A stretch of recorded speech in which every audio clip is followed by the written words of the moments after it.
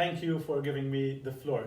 I wanted to briefly share with you some of the important updates into the investigations and trials on the murder of journalist Daphne Caruana Galizia in my country, Malta, in 2017.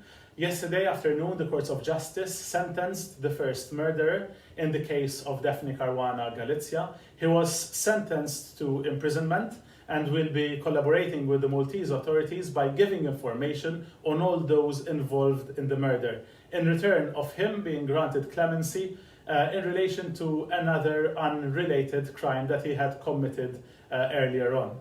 This is definitely a step closer towards justice. It is a step closer to establish the truth in this very dark chapter for Malta and, of course, for the Caruana Galizia family. Meanwhile, the other suspects and the alleged mastermind are still being detained by the police.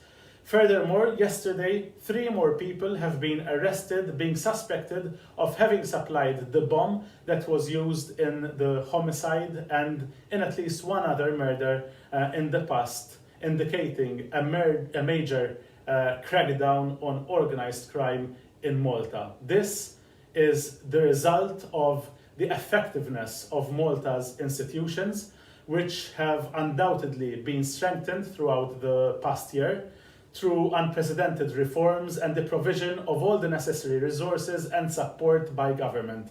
The reforms carried out during the last year, in line with the recommendations of the Venice Commission, as well as in line with the advice given by the l-MEP committee here in the European Parliament, of which I proudly form part of. We have seen reforms in the way the office of the Attorney General functions, the split between the Attorney General and the State Advocate, a new and transparent method to appoint the Attorney General, a new method to appoint the Police Commissioner, a new method for the appointment and dismissal of the judiciary, and a whole lot of other reforms that have strengthened the rule of law in my country.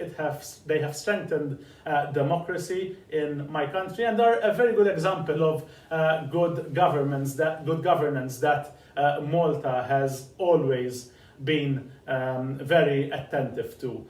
Undoubtedly, all of this shows, and yesterday's events also show, that Malta is a country where the rule of law prevails. I would like to thank you and also thank my l-MEP colleagues that have given a lot of support in the past years to reforms in Malta. The valuable input on these matters during the past years have also led to this fantastic result of reforming our society, reforming the way that our society works. And I look forward to see this also in a number of other member states, where obviously the rule of law and democracy always evolve by time. It is something that is living and changes, and we would like also to see a number of changes also happening in the rest of the Union member states, as have happened already in Malta, and obviously we will remain open to more changes